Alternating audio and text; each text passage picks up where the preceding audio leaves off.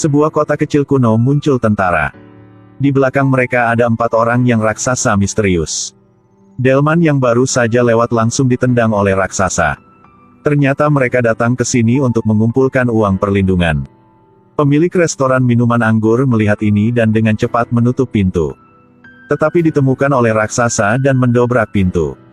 Manajer umum memerintahkan mereka untuk menyerahkan uang itu.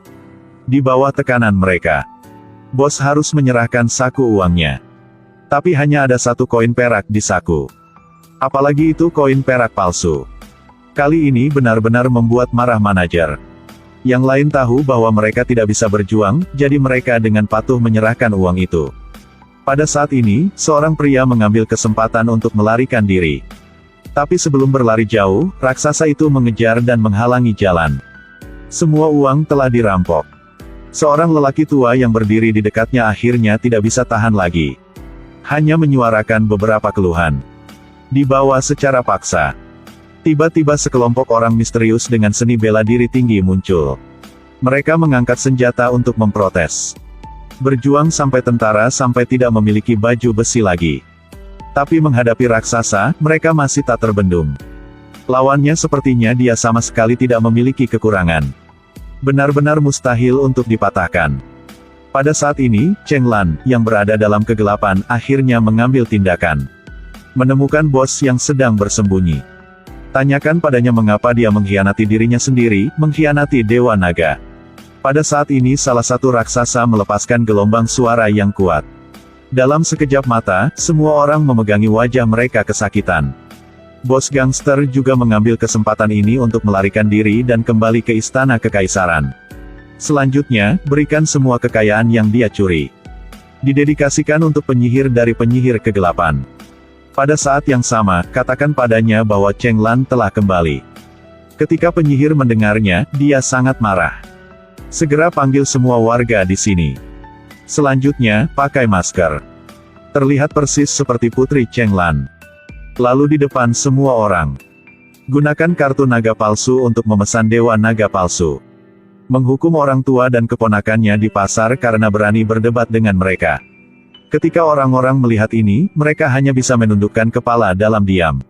Cheng Lan menyaksikan semuanya dengan matanya sendiri, dia sangat marah. Tapi tanpa kartu naga, dia tidak bisa menggoyahkan Dewa Naga yang asli. Saat itulah Cheng Lan hampir berada di jalan buntu. Kemudian seorang Rusia tiba-tiba mengunjungi kota ini.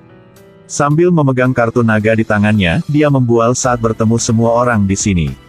Cheng Lan juga menerima berita ini dengan sangat cepat. Dia membawa Jonathan ke gang kecil. Tanyakan padanya tentang keberadaan kartu naga. Dan secara tak terduga mengetahui bahwa itu diberikan kepada dia oleh ayahnya, penyihir putih. Ternyata belum lama ini, dia dan penyihir putih ditahan di penjara yang sama. Kemudian penyihir putih hendak keluar dari penjara. Karena 2 orang dirantai ke rantai yang sama. Jadi penyihir putih harus membawa Jonathan bersamanya untuk melarikan diri dari penjara. Tetapi karena ada begitu banyak orang di penjara ini, jadi penyihir putih harus memberikan kartu naga kepada Jonathan. Minta dia untuk membawakan kartu naga kepada putrinya Cheng Lan.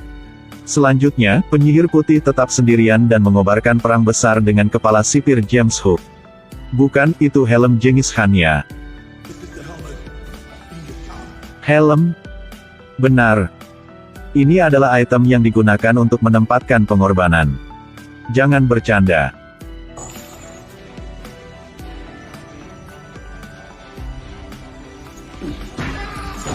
Pada akhirnya, itu masih tak terkalahkan. Sekali lagi di penjara. Melihatmu seperti itu, bagaimana kamu bisa berlatih lagi? Pria ini diikat ke pilar batu. Gua di sebelahnya adalah Dewa Naga yang legendaris. Karena dia diam-diam menggambar peta istana kekaisaran. Sangat membuat marah penyihir hitam. Segera buat dia menderita hukuman Dewa Naga tepat di depan orang-orang. Rekan-rekannya ingin melawan. Setelah itu, mereka semua dikendalikan oleh raksasa menggunakan petir. Bahkan wanita yang memimpin dapat dikenakan hukuman yang sama. Dan di tempat lain. Setelah mendapatkan kartu naga, Cheng Lan membawa sekelompok orang bersamanya. Diam-diam menyelinap ke dalam gua naga ilahi. Mereka menemukan bahwa Dewa Naga di dalam gua itu palsu. Mereka tidak menyangka ada sekelompok orang yang menggunakan generator di belakang mereka untuk membuat fenomena palsu. Jadi mereka bergegas untuk mencoba menghentikannya. Tetapi karena lawan memiliki banyak kekuatan, jadi beberapa dari mereka dengan cepat dikepung. Mereka cuma tetap membuka mata untuk melihat mereka menyalakan mesin. Menghukum orang yang tidak bersalah di luar. Tepat ketika mereka sibuk dengan pelepasan listrik. Kemudian seorang kurcaci memanfaatkan waktu ketika orang tidak memperhatikan. Melepaskan tali yang mengikat mereka. Kelompok itu bergegas untuk menyebabkan keributan. Adegannya kacau saat itu.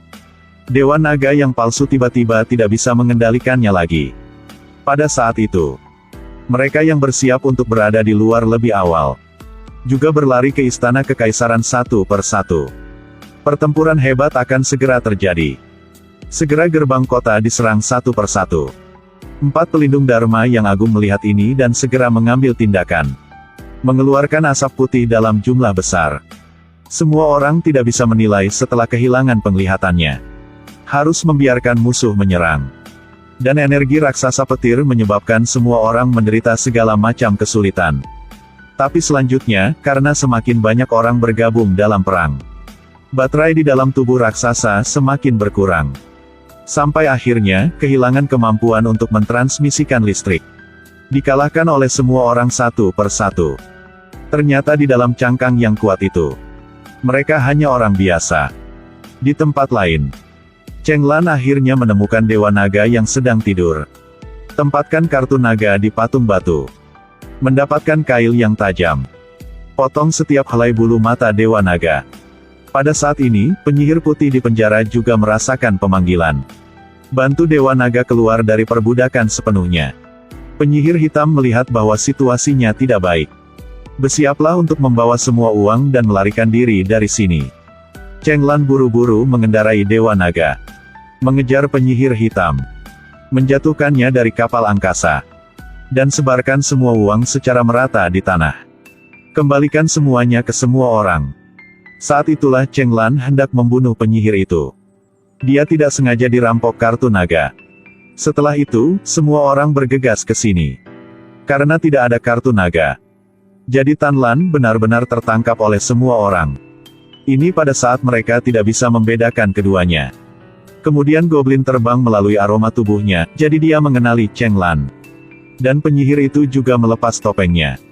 Bagaimanapun, dia mendapat kartu naga. Tepat ketika dia akan memberi perintah kepada Dewa Naga. Goblin mengambil kesempatan itu untuk mencuri kartu naga. Tapi Goblin juga ditusuk oleh penyihir menggunakan jepit rambutnya. Goblin dan kartu naga jatuh ke laut secara bersamaan. Beberapa saat kemudian, Cheng Lan mengambil Goblin itu berkat bulu mata Dewa Naga. Penyihir itu menerima kartu naga. Dia awalnya berpikir bahwa jika saya memiliki kartu naga, dia akan dapat memberi perintah kepada Dewa Naga. Dan kemudian Dewa Naga membiarkannya jatuh langsung ke lautan kematian. Warga akhirnya diselamatkan.